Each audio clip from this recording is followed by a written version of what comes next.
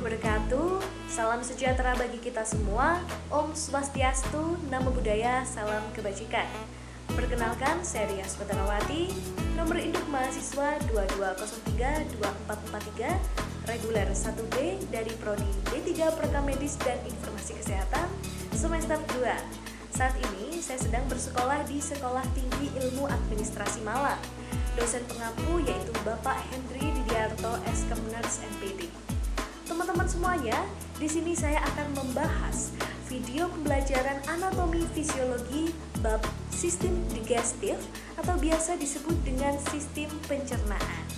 Apa sih sistem digestif itu? Yuk, simak penjelasannya. Nah, teman-teman semuanya, pengertian umum dari sistem pencernaan adalah tempat di mana proses kompleks pengolahan makanan menjadi nutrisi yang diserap tubuh. Sistem pencernaan manusia dimulai dari mulut dan berakhir di anus, teman-teman. Selama dalam saluran pencernaan, makanan akan mengalami proses pencernaan secara mekanik maupun kimiawi. Sistem pencernaan manusia berperan penting dalam mencerna makanan dan minuman menjadi energi serta berbagai jenis nutrisi yang sangat diperlukan oleh tubuh, teman-teman. Selanjutnya, ini merupakan ilustrasi atau gambar seputar sistem pencernaan manusia. Ini sudah saya jelaskan dan sudah saya sediakan gambar dengan keterangannya lengkap, teman-teman. Jadi jika teman-teman akan mempelajari atau menyimak, silahkan menyimak ilustrasi yang telah saya berikan. Jadi teman-teman, sistem pencernaan manusia itu dimulai dari mana sih? Yang pertama adalah dimulai dari rongga mulut, disusul faring, disusul esofagus, gaster, intestinum tenue, kolon, rektum, dan anus, teman-teman. Tak hanya itu, di video kali ini saya akan menjelaskan juga mengenai organ tambahan atau biasa disebut dengan aksesorius. Yang pertama ada gigi, yang kedua ada lidah, yang ketiga ada kelenjar ludah, yang keempat ada kantung empedu, yang kelima ada pankreas, dan keenam adalah hati, teman-teman. Jadi langsung aja kita kupas penjelasannya, dan teman-teman harus menyimak ya video kali ini karena sangat berguna apalagi untuk mata kuliah anatomi fisiologi. Yuk langsung aja kita intip penjelasannya. Nah, dimulai dari saluran pencernaan rongga mulut, teman-teman. Apa sih rongga mulut itu? Rongga mulut merupakan bagian dari saluran pencernaan yang terletak di mana makanan akan dikunyah dan air liur itu diproduksi oleh tempat tersebut, teman-teman, yang tugasnya untuk membantu mendorong makanan agar bisa sampai di lambung, yang merupakan awal dari saluran pencernaan makanan, di mana mulut menerima dan kemudian melumatkan serta mencerna makanan yang masuk sebelum akhirnya benar-benar dicerna oleh lambung, teman-teman. Jadi ini merupakan awal pendermagaan makanan, yaitu di dalam mulut, teman-teman. Lalu teman-teman bisa melihat di sebelah kiri sudah saya sediakan gambar dan juga ada keterangannya, teman-teman. Lalu teman-teman, apa sih fungsi dari mulut? Yuk kita simak penjelasannya. Mulut berfungsi sebagai organ pencerna mekanis di mana gigi-gigi melumat makanan yang diterima oleh mulut sehingga menjadi lebih mudah dicerna. Mulut adalah organ tubuh manusia di mana terjadinya proses pencernaan pertama kali, teman-teman. Wah, ini merupakan salah satu fungsi dari rongga mulut, teman-teman. Selanjutnya, ingin tahu nggak penjelasannya? Yuk, kita simak penjelasannya. Nah, kali ini ada struktur mulut. Di sini juga udah saya sediakan gambar berupa gambar mulut beserta keterangan-keterangannya. Jadi perlu teman-teman ketahui, mulut itu terdiri dari beberapa struktur. Yang pertama ada gigi, yang kedua ada bibir, yang ketiga ada gusi, yang keempat ada lidah, yang kelima ada langit-langit, dan terakhir adalah kelenjar ludah, teman-teman. Nah, di PPT kali ini, di penjelasan video kali ini sudah saya jelaskan dan sudah saya tuliskan apa sih struktur mulut dan penjelasannya, teman-teman. Jadi langsung aja kita menuju ke penjelasan selanjutnya. Nah, ini dia penjelasan dari struktur mulut. Yang pertama ada bibir. Bibir memiliki dua struktur yang dapat bergerak fleksibel dan berotot.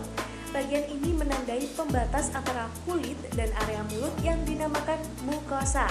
Jadi fungsi dari bibir yaitu membantu mempertahankan makanan yang berada di dalam mulut untuk proses pengunyahan serta berbicara dan estetika, teman-teman. Selanjutnya yang kedua adalah gigi, teman-teman. Gigi merupakan organ yang fungsinya adalah mengunyah makanan, dan seseorang memiliki 2 set gigi di rongga mulut, bagian atas dan juga bagian bawah kan, teman-teman. Rata-rata anak-anak memiliki 20 gigi sulung atau biasanya disebut dengan gigi susu yang lengkap pada usia 3 tahun. Gigi sulung mulai tanggal atau copot itu kisaran antara 6 sampai 7 tahun, teman-teman, dan itu secara bertahap. Gigi tersebut akan digantikan oleh gigi permanen atau gigi dewasa. Nah, kita sering melihat aksi konkret atau peristiwa konkret ketika orang sudah memasuki usia dewasa dan mengalami tanggal gigi atau gigi yang copot, itu pasti tidak akan tumbuh lagi. Nah, konsepnya mirip dan hampir sama dengan konsep yang saya jelaskan kali ini, teman-teman. Yang ketiga ada gusi. Bagian yang berwarna merah, tempatnya pelekatan gigi atau tempat akar gigi itu dinamakan gusi, teman-teman. Yang terdiri dari jaringan fibrosa yang melapisi lengkungan alveolar dan memeluk gigi yang fungsinya adalah melindungi tulang rahang dan akar gigi. Yang keempat ada lidah. Hampir seluruhnya terdiri dari serat otot, teman-teman. Organ ini dibagi menjadi bagian oral, ada ujung, ada depan, ada tengah dan belakang. Dan juga ada faring atau tenggorokan. Lidah membantu kita untuk mengecap rasa, berbicara, dan menelan. Selanjutnya ada langit-langit. Fungsi langit-langit mulut yaitu membantu proses pencernaan makanan dan mencegah makanan naik ke hidung. Bayangkan jika tidak ada langit-langit, pasti makanan akan masuk ke hidung dan kita akan tersedak ketika ada makanan yang masuk ke dalam mulut, teman-teman. Jadi Tuhan udah menciptakan segala sesuatu atau segala macam organ dengan saling membutuhkan atau saling keterkaitan dan secara sempurna, teman-teman. Kita harus bersyukur. Nah, kali ini kita akan mendengarkan penjelasan bab faring. Apa sih faring itu? Faring atau kerap disebut dengan faring atau tenggorokan atau tekak yang merupakan suatu saluran yang berbentuk seperti tabung kerucut yang dimulai dari gelakan hidung hingga rongga mulut di sebelum trakea, teman-teman. Apa sih trakea itu? Trakea merupakan batang tenggorokan dan esofagus merupakan tabung yang terhubung ke lambung, teman-teman. Jadi faring ini juga fungsinya juga sangat banyak, teman-teman. Apa sih fungsinya? Yang pertama, faring itu berperan penting dalam sistem pernapasan, sistem pencernaan, bahkan juga dalam proses berbicara. Kita mengeluarkan suara dan kita berbicara itu juga diatur oleh faring, teman-teman. Fungsi yang kedua adalah dalam sistem pencernaan, faring berfungsi sebagai penyalur makanan dari mulut ke kerongkongan.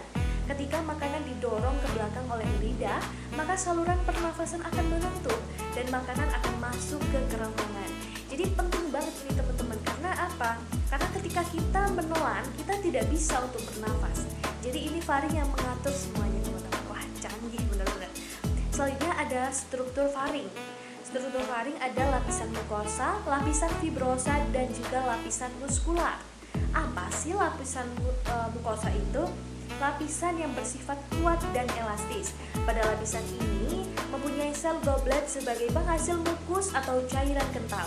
Jadi faring itu dilindungi oleh cairan kental, teman-teman. Mukus tersebut berfungsi melindungi dinding faring. Yang kedua ada lapisan fibrosa, yaitu suatu jaringan yang kuat dan sedikit elastis. Jaringan tersebut disusun oleh serat kolagen. Selanjutnya ada lapisan muskular atau otot, yakni salah satu otot pada faring terdiri atas otot sulkular, otot memanjang. Kombinasi dari kontraksi kedua otot itu akan menggerakkan makanan ke bagian pencernaan selanjutnya. Nah, di gambar sebelah kiri sudah dijelaskan ada nasofaring, orofaring, dan laryngofaring, teman-teman. Apa sih ketiganya? Yuk kita lihat penjelasan selanjutnya. Nah, ini dia, nasofaring yaitu salah satu bagian faring yang terletak pada bagian belakang rongga hidung. Nasofaring ini merupakan bagian faring yang hanya bisa dilalui udara, jadi tidak bisa dilalui oleh makanan. Nah, nasofaring memiliki ukuran lebar dan panjang masing-masing berkisar antara 2 hingga 4 cm. Selanjutnya ada orofaring, merupakan suatu bagian faring yang terletak di belakang rongga mulut. Orofaring dapat dilewati udara dan juga makanan teman-teman, sehingga berperan dalam sistem pernapasan dan sistem pencernaan. Selain itu, orofaring memiliki klep yang berfungsi mengatur makanan agar tidak masuk ke saluran pencernaan. Klep tersebut disebut dengan epiglottis teman-teman. Selanjutnya yang ketiga ada laryngofaring. Apa sih laryngofaring itu? Laryngofaring atau hipofaring ini merupakan salah satu bagian paling akhir faring. Bagian ini dapat dilewati udara maupun makanan. Laryngofaring dilapisi oleh sel epitel squamosa berlapis. Laryngofaring ini merupakan tempat bertemunya antara saluran pernapasan dengan saluran pencernaan teman-teman. Saat kita menelan makanan tersebut memiliki hak jalan, maka saluran pernapasan akan tertutup seperti yang sudah saya jelaskan di slide sebelumnya ya. Oleh karena itu, kita tidak bisa menelan sambil bernafas karena nanti pasti akan tersedak ya teman-teman ya. Bisa dipraktekkan. Langsung aja kita menuju ke penjelasan selanjutnya. Nah, di penjelasan kali ini kita akan menuju ke esofagus teman-teman. Kalian bisa melihat di gambar sebelah kanan saya, itu merupakan animasi atau ilustrasi penggambaran dari esofagus. Esofagus atau lebih dikenal dengan kerongkongan merupakan bagian dari organ pencernaan. Letak esofagus atau kerongkongan berada di setelah faring dan sebelum lambung. Jadi letaknya di tengah-tengah ya, antara faring dan juga lambung. Dan melekat pada trakea. Ukuran panjang esofagus atau kerongkongan orang dewasa mencapai 23 hingga 25 cm. Wow, sangat sangat panjang. Seperti penggaris ya teman-teman ya. Ada bagian-bagiannya esofagus. Kalian bisa sambil melihat gambar di sebelah kanan mungkin. Yang pertama ada bagian superior, sepertiga dari esofagus. Sebagian besar otot penyusun esofagus pada bagian superior adalah otot rangka, di mana otot rangka bekerja secara sadar dan bisa dikendalikan. Wow, menarik ya teman-teman. Selanjutnya ada bagian tengah, 2/3 dari esofagus, terdiri dari otot campuran dan otot rangka dan otot halus. Jadi di tengah-tengah itu banyak sekali otot ya teman-teman ya. Selanjutnya ada bagian inferior, 3/3 bawah esofagus. Jadi otot penyusun bagian inferior adalah otot halus yang bekerja tanpa sadar atau tidak bisa dikendalikan. Apa sih fungsinya esofagus? Fungsi utama esofagus atau kerongkongan adalah membawa makanan, cairan, dan air liur dari mulut ke hati. Dalam esofagus terjadi proses penggulungan makanan dengan bantuan gerak peristaltik, teman-teman. Wow, ternyata proses makanan untuk sampai ke anus itu juga nggak mudah, teman-teman ya. Ya, selanjutnya siapa sih yang nggak kenal sama gaster? Gaster itu lebih dominan atau populer itu disebut dengan lambung. Apa sih lambung? Pasti teman-teman udah tahu lambung itu letaknya di mana dan lambung itu apa. Karena lambung merupakan fungsi utama atau organ utama dalam proses pencernaan makanan. Lambung adalah organ berotot yang ada di bagian kiri atas perut di antara kerongkongan dan usus kecil, berfungsi untuk mencerna makanan yang merupakan organ terpenting pada sistem pencernaan. Untuk menguraikan dan mencerna makanan, otot lambung terus berkontraksi sehingga menghasilkan enzim. Jadi di sini lambung itu dapat menghasilkan enzim ya teman-teman. Makanan yang dicerna oleh lambung akan dikirimkan ke usus kecil. Lambung tersusun atas 4 bagian. Yang pertama ada kardia, ada fundus, ada badan lambung, dan ada pilorus. Apa sih keempatnya, teman-teman? Jadi di sini saya akan menjelaskan mengenai apa itu kardia, apa itu fundus, apa itu badan lambung, dan apa itu pilorus, teman-teman. Jadi gini, kardia itu merupakan bagian lambung yang menerima makanan dari kerongkongan yang letaknya ada di dekat sphincter kerongkongan bawah atau yang disebut dengan katup yang memisahkan antara isi lambung dengan kerongkongan. Selanjutnya ada fundus atau biasa disebut dengan lengkungan di bagian atas lambung. Jadi di bagian atas lambung itu ada lengkungan yang dinamakan fundus, teman-teman. Selanjutnya ada badan lambung adalah bagian tengah lambung. Yang keempat ada pilorus adalah bagian bawah lambung yang berfungsi untuk mengeluarkan isi lambung ke usus kecil. Jadi isi lambung itu dipindahkan atau ditransfer ke usus kecil. Dan pilorus terhubung dengan sphincter pilorus atau katup yang memisahkan isi lambung dengan usus kecil, teman-teman. Nah teman-teman, sebelum menuju ke usus halus, saya ingin menambahkan menyusupkan organ tambahan yang di slide pertama udah saya sebutkan ya. Kalau saya akan menjelaskan mengenai organ tambahan, kantung empedu teman-teman. Apa sih kantung empedu, kok bentuknya mirip dengan buah pir? Kalian pada kepo kan? Jadi langsung aja simak penjelasannya kali ini. Kantung empedu atau kantung empedu gallbladder adalah organ berbentuk buah pir di mana empedu disimpan dan dikonsentrasi sebelum disekresikan ke dalam usus 12 jari untuk digunakan dalam proses pencernaan. Pada manusia, kantung empedu bisa ditemukan di bawah hati walaupun struktur dan porsinya dapat berbeda di setiap spesies. Kantung empedu menerima dan menyimpan empedu yang dibuat oleh hati melalui ductus, mengeluarkannya melalui ductus choledochus dan ke usus 12 jari di mana empedu dapat membantu proses pencernaan lemak. Kantung empedu dapat dipengaruhi oleh batu empedu yang terbentuk oleh bahan yang tidak dapat dilarutkan, biasanya kolesterol atau bilirubin, produk dari pemecahan hemoglobin. Ini dapat menyebabkan rasa sakit yang berat, terutama di sudut kanan atas perut, dan biasanya diobati dengan operasi pengangkatan kantong empedu yang disebut dengan kolesistekotomi atau kolesis yang artinya kantong empedu.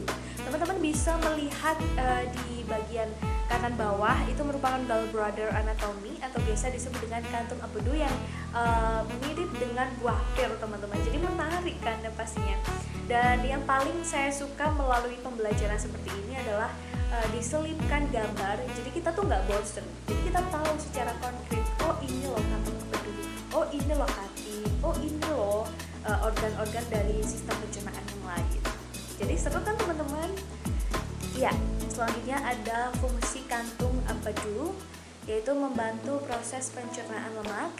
Lemak memiliki sifat yang tidak larut dalam air, jadi hanya cairan empedu yang mampu mencerna lemak. Ketika ada makanan yang masuk ke usus 12 jari atau duodenum, maka sinyal hormonal dan saraf dalam kantung empedu akan terpicu, lalu menyebabkan kontraksi otot sehingga cairan empedu akan turun ke usus 12 jari untuk mencerna makanan tersebut. Selanjutnya adalah membantu proses absorpsi lemak. Apa sih absorpsi lemak itu? Absorpsi lemak itu adalah penyerapan lemak teman-teman. Yang ketiga adalah membantu pengeluaran limbah. Wah, fungsinya sangat-sangat terbaik ya ini ya.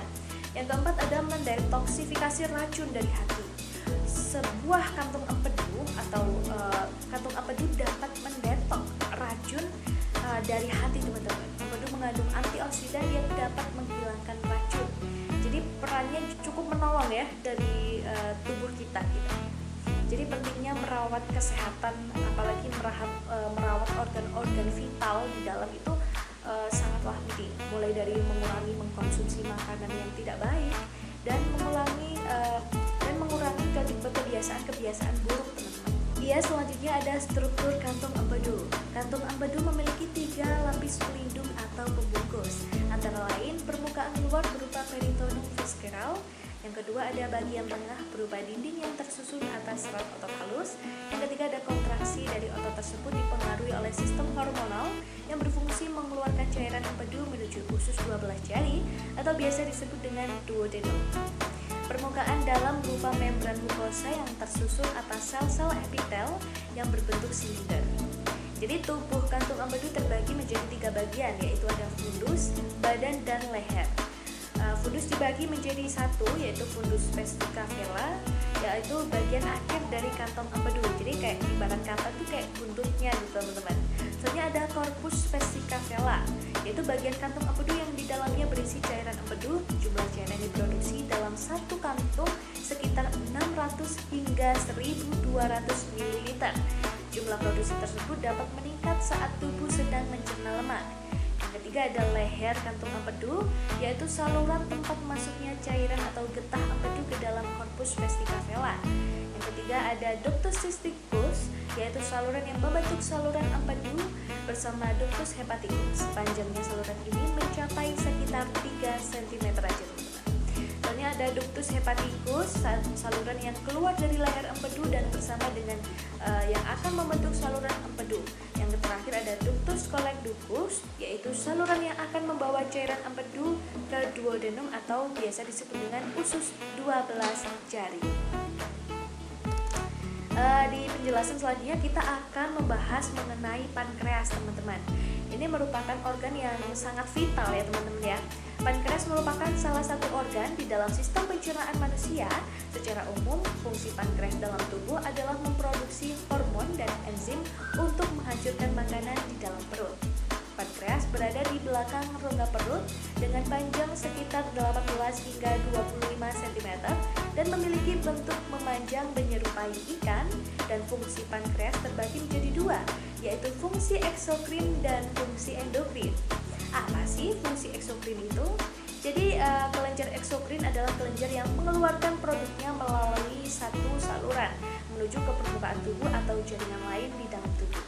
Contohnya adalah kelenjar air liur teman-teman.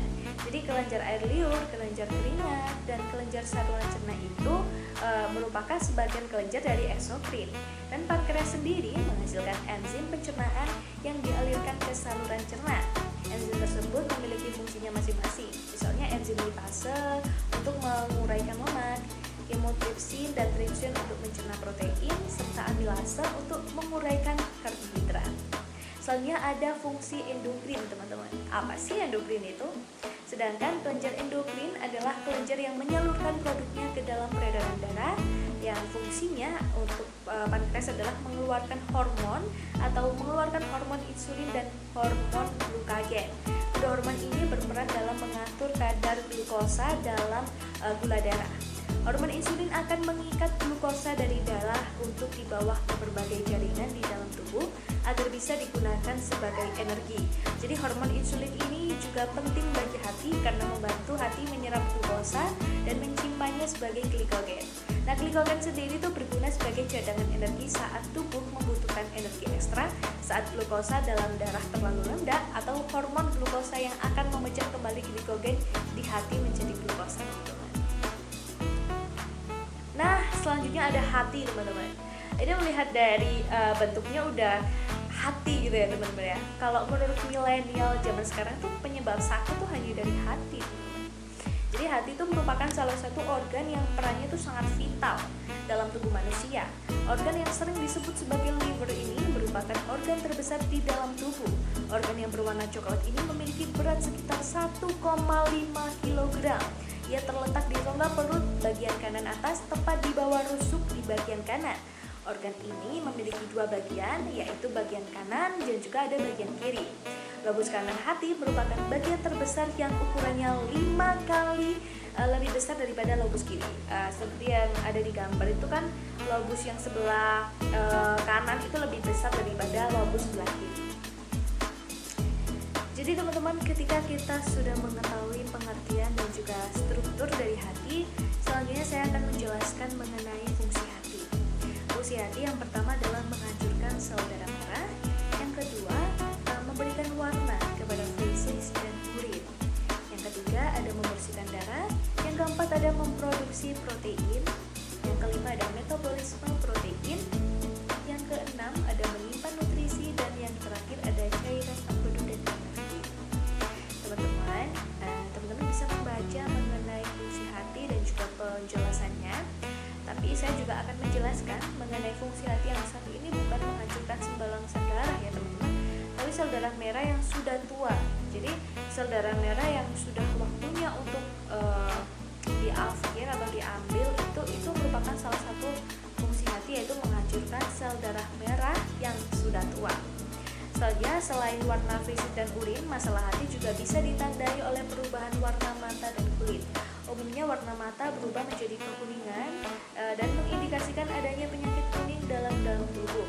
Penyakit kuning atau jaundice ini disebabkan oleh penumpukan bilirubin, teman-teman. Selanjutnya adalah membersihkan darah. Fungsi hati lainnya adalah membersihkan darah dari senyawa berbahaya seperti yang berasal dari obat-obatan, alkohol, hingga racun. Selanjutnya adalah memproduksi protein. Organ yang satu ini bertanggung jawab untuk memproduksi protein seperti albumin. Selanjutnya ada metabolisme protein yang berperan dalam membantu metabolisme protein dengan mengubah amonia menjadi urea yang dikeluarkan bersama urin oleh ginjal. Selanjutnya adalah menyimpan nutrisi yang berperan penting dalam proses menyimpan nutrisi dari dalam tubuh. Misalnya zat besi, vitamin A, vitamin B, vitamin D, K, serta asam folat. cairan empedu dan energi merupakan produksi cairan empedu yang bertugas membantu dalam proses pencernaan makanan. Selanjutnya ada intestinum venu atau biasa disebut dengan usus halus. Usus halus terdiri dari duodenum, jejunum, dan ileum.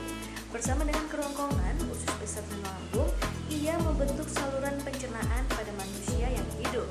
Usus halus berukuran sekitar 6 hingga 7 meter. Setelah mati, panjang ini bisa meningkat hingga setengahnya. Usus halus memiliki luas permukaan lebih dari 200 meter. Bagian awal dari usus halus atau duodenum dimulai pada saat keluar dari lambung sekitar pankreas dan berakhir di daerah bagian kiri atas rongga mulut tempat ia bergabung dengan jejunum. Selanjutnya, fungsi usus halus dan cara kerjanya. Yang pertama, usus halus adalah bagian dari usus tempat 90% pencernaan dan penyerapan makanan terjadi di 10 lainnya, terjadi di perut dan usus besar. Misalnya, pencernaan melibatkan dua bagian yang berbeda. Dan yang terakhir, bagian kedua dari pencernaan adalah pencernaan kimiawi yang menggunakan enzim, asam ampedu, dan lain-lain yang udah saya jelaskan di slide selanjutnya. Nah, ini teman-teman yang dinamakan kolon atau usus besar. Usus besar atau kolon dalam anatomi adalah bagian usus antara usus buntu dengan rektum. Jadi fungsi utama organ ini adalah menyerap air dari feses. Pada mamalia, kolon terdiri dari kolon menanjak atau ascending, kolon melintang atau transverse, dan kolon menurun atau descending. Kolon sigmoid dan rektum merupakan bagian kolon dari usus buntu yang pertengahannya kolon melintang sehingga disebut dengan kolon kanan. Sedangkan bagian sisanya sering disebut dengan kolon kiri. Ada beberapa fungsi dari usus besar atau kolon. Yang pertama adalah penyerap cairan dan garam dari makanan. Yang kedua untuk menjaga keseimbangan cairan dan elektrolit. Yang ketiga ada sebagai tempat diproduksinya vitamin K. Yang selanjutnya adalah melindungi saluran pencernaan dari infeksi bakteri dengan lendirnya. Selanjutnya ada menyimbangkan pH makanan dengan cara menghasilkan. Yang terakhir ada tempat penyimpanan limbah dan pengeluaran kotoran yang tidak diperlukan oleh tubuh. Seperti yang udah saya jelaskan tadi, struktur kolon ada kolon transversum, ada kolon ascendent, kolon sigmoid, dan kolon descendent. Nah ini teman-teman, kolon juga memiliki struktur. Yang pertama adalah lapisan serosa yang disebut dengan lapisan terluar yang terdiri atas pembuluh darah, limfe, dan saraf. Lapisan serosa pada usus besar berupa jaringan ikat yang ditutupi oleh peritoneum visceral. Lapisan serosa memiliki rongga-rongga kecil tempat keluarnya cairan serosa yang berfungsi sebagai pelumas gerakan otot. Selanjutnya ada lapisan otot pada usus besar merupakan lapisan otot polos yang bekerja tanpa kita sadari dan terdapat dua jenis serabut otot, yaitu serabut otot longitudinal atau memanjang dan serabut otot sirkuler. Selanjutnya yang ketiga adalah lapisan submukosa berupa lapisan jaringan ikat yang berisi pembuluh darah, limfe, saraf, dan kelenjar lendir. Yang keempat adalah lapisan mukosa yang disusun oleh sel epitel sederhana dan jaringan ikat tipis yang memiliki sel goblet yang menghasilkan lendir. Dan lendir ini merupakan sekresi dari seluruh kelenjar yang dapat di usus besar. Lapisan yang produksinya dipengaruhi oleh hormon skretin dan endostrotin ini disebut juga dengan interstitial juice. Nah teman-teman, ini merupakan rektum. Biasanya kita menganggap rektum itu sama dengan anus, padahal rektum dan anus itu jelas berbeda teman-teman. Jadi rektum itu merupakan salah satu organ yang fungsinya bertindak sebagai fasilitas penyimpanan sementara untuk kotoran maupun sampah. Jadi rektum dalam bahasa Latin itu meluruskan atau mengatur. Jadi organ terakhir pada usus besar pada bagian jenis mamalia itu berakhir di anus. Nah organ ini tuh sebelum anus teman-teman dan letaknya itu di akhir usus besar yang berfungsi sebagai tempat penyimpanan sementara fesis. Pengembangnya dinding rektum karena penumpukan material di dalam rektum akan memicu sistem saraf yang menimbulkan keinginan untuk melakukan defesi atau kebelet pup, itu istilahnya teman-teman ya. Jika material seringkali akan dikembalikan ke usus besar di mana penyerapan air dan kembali akan dilakukan. Jika defeksi tidak terjadi untuk periode yang lama, konstipasi dan pergerakan fesis akan terjadi. Selanjutnya, struktur rektum. Rektum adalah bagian dari saluran pencernaan bagian bawah yang merupakan kelanjutan dari kolon sigmoid dan terhubung ke anus. Jadi rektum itu memang usus besar yang bagian akhir, tetapi dia juga terhubung ke anus, teman-teman. Rektum mengikuti bentuk skorum dan berakhir di bagian yang diperluas dan disebut ampula, di mana tinja disimpan sebelum dikeluarkan melalui saluran anus. Ampula adalah rongga atau ujung saluran yang melebar berbentuk seperti ampula Romawi yang tergabung dengan kolon sigmoid pada tingkat S3 dan bergabung dengan saluran anus saat melewati otot dasar panggul. Nah, ini ada bagian-bagian dari rektum. Rektum itu dibagi menjadi 3 bagian. Yang pertama ada rektum bagian bawah, rektum bagian tengah, dan rektum bagian atas, teman-teman. Saya udah menyediakan gambarnya di sebelah kiri ya, teman-teman ya. Jadi itu merupakan gambar lengkap dari rektum. Nah, ini dia fungsi rektum. Rektum bertindak sebagai tempat penyimpanan tinja sementara, dan rektum menerima kotoran dari usus besar yang turun yang dikeluarkan melalui kontraksi otot yang biasa disebut dengan peristaltik.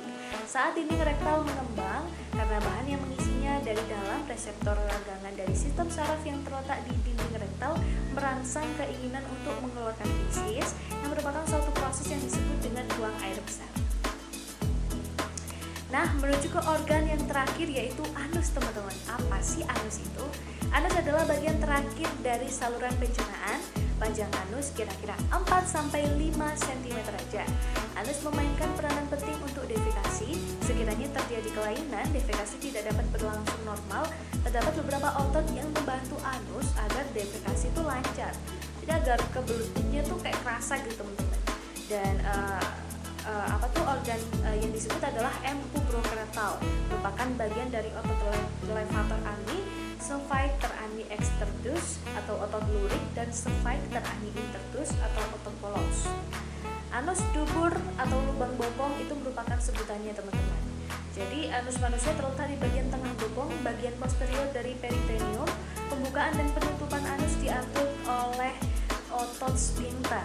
Terdapat 2 otot sphincter anal di sebelah dalam dan luar. Otot ini membantu menahan fesis saat defekasi. Nah, ini struktur anus, teman-teman. Ada kulit di sekitar anus merupakan kulit yang berkeratin yang dilapisi oleh epitel squamous stratified yang memiliki komponen kulit rambut halus, kelenjar keringat, kelenjar sedosa, dan nervus somatik. Jadi sensitif terhadap nyeri, teman-teman.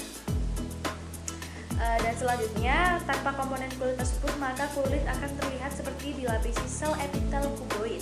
Saluran anal mempunyai panjang sekitar 2 hingga 4,5 cm, dikelilingi oleh otot berbentuk seperti cincin yang disebut sphincter anal internal dan sphincter anal eksternal.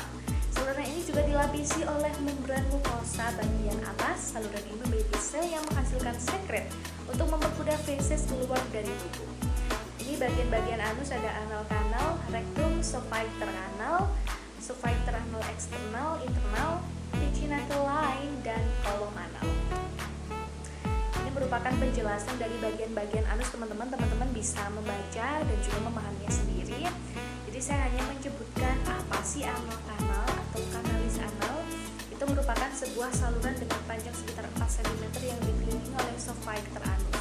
Yang kedua ada rektum yang materinya sudah tadi ya, teman-teman ya, yang merupakan organ yang berbeda dengan anus dan orang-orang sering menyebutkan sama dengan anus. Yang kedua ada sphincter anal internal yang merupakan jaringan otot polos yang mengelilingi 2,5 cm bagian kalis anal.